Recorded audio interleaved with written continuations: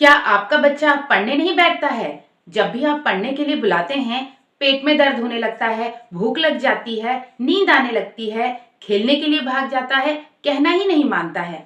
कभी सर दर्द का बहाना, तो कभी लेटने का मन है, कभी दादी के पास भाग जाता है, कभी आंटी के पास भाग जाता है। यानी कि आपका बच्चा पढ़ने के लिए नहीं बैठना चाहता।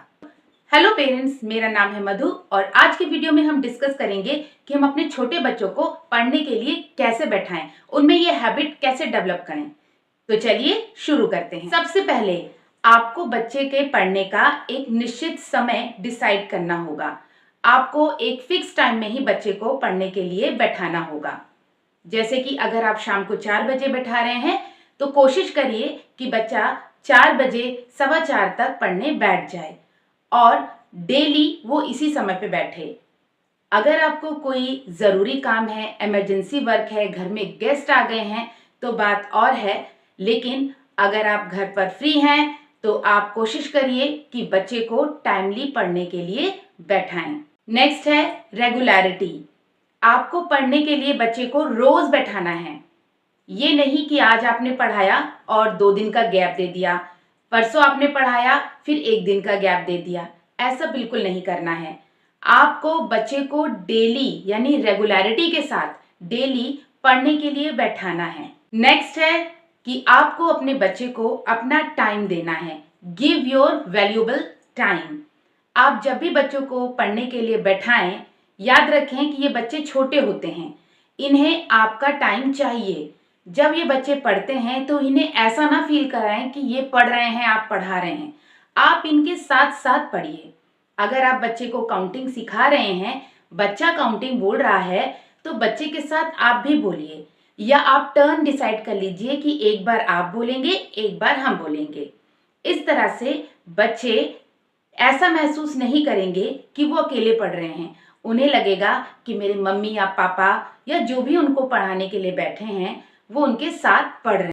इस तरह आप बच्चे को अपना टाइम भी दे पाएंगे। ऐसा ना करें कि आपने एक काम दे दिया बच्चे को और आप दूसरे काम में बिजी हो गए हैं, या आपने बच्चे को एक लेसन रीड करने के लिए दे दिया और आप बैठकर मोबाइल चला रहे हैं। ऐसा बिल्कुल ना करें। बच्चे के साथ पूरा डेडिकेशन के साथ बैठकर उसे पढ़ाएं। नेक्स्ट है धीरे धीरे छोटे छोटे स्लॉट में पढ़ाना शुरू करें। बच्चे छोटे हैं, इन्हें पढ़ने के लिए अगर आपने पहले दिन से ही 1 घंटा बैठा के पढ़ा दिया तो वो अगले दिन आपका कहना नहीं मानने वाले। वो नहीं सुनेंगे, उस समय कोई ना कोई बहाना कर देंगे।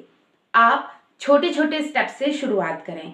जैसे पहले दिन आपने बच्चे को सिर्फ 5 मिनट बैठा के पढ़ाया, उसे भी लगेगा अरे वाह, पढ़ाई इतनी जल्दी खत्म हो गई, इतनी जल्दी छुट्टी हो गई। अगले दिन आप 10 मिनट पढ़ाइए। इसी तरह धीरे धीरे करके आप 5-5 मिनट या 10-10 मिनट बढ़ा सकते हैं। बच्चा डेली पढ़ने बैठ रहा है, रेगुलरिटी भी है और धीरे धीरे टाइम बढ़ने लगेगा।